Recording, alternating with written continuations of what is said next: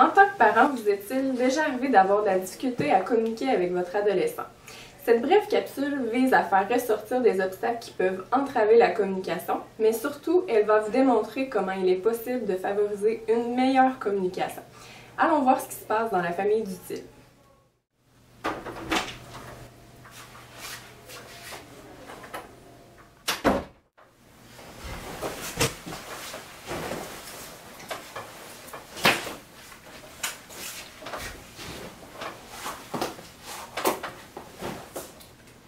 Ramasse ça tout de suite, sinon tu sors pas. Oui, je fais ce qui est trop long. Faut juste que je réponde à Yann avant. Non, tout de suite. Moi, si j'étais à ta place, là, je ramasserais mes choses tout de suite si tu veux pas qu'elles se retrouvent dans la poubelle. Si je faisais la même chose, moi, qu'est-ce que ça donnerait? La maison serait toute en désordre. Mais non, moi, je ramasse. Tu fais jamais rien, tu m'aboutes. Ouais, ben c'est ça. T'es pas à ma place. J'ai pas rien que ça à faire, moi.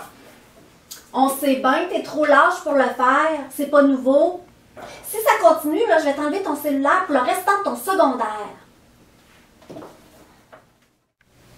Avez-vous remarqué des obstacles à la communication? Revoyons maintenant la même situation où l'on favorise cette fois une saine communication. Bonjour, Rose. Salut, maman.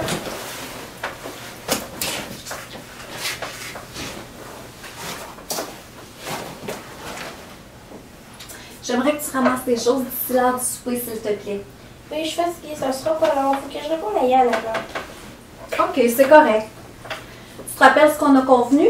Hein? Tant que tes choses sont pas ramassées, ben tu sors pas. Ouais, je le sais, mais je suis fatiguée. Je comprends que tu sois fatiguée, Rose. Mais tu peux comprendre que moi aussi, je le suis. J'apprécie quand tu fais ta part. Quelle différence! Avez-vous remarqué comme la communication était plus harmonieuse? Nous allons maintenant reprendre chacun des éléments qui constituaient un obstacle à la communication et revoir comment ils ont été modifiés pour en arriver à une communication plus saine et agréable. Bonjour, Rose. Salut, maman.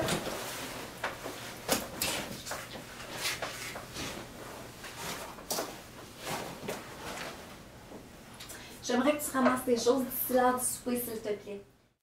Au lieu de donner des ordres, on formule une demande claire, précise et respectueuse de façon à susciter la collaboration. Tu te rappelles ce qu'on a convenu? Hein? Tant que tes choses sont pas ramassées, ben tu sors pas. Au lieu de menacer, on rappelle la possibilité d'une conséquence réfléchie qui est déjà connue de notre adolescent. Je comprends que tu sois fatiguée, Rose. Mais tu peux comprendre que moi aussi, je le suis. J'apprécie quand tu fais ta part. Au lieu de juger et blâmer, on est empathique à la situation de notre adolescent qui arrive fatigué de l'école tout en demandant sa collaboration. J'aimerais que tu ramasses tes choses d'ici l'heure du souper, s'il te plaît. Au lieu de lui dire quoi faire, on laisse l'adolescent choisir dans un délai qu'on lui a proposé. Si vous souhaitez en apprendre davantage sur les stratégies de communication avec votre adolescent, visitez notre site Internet. Vous pouvez également vous adresser au CLSC de votre territoire. Nous vous souhaitons d'agréables échanges avec votre adolescent.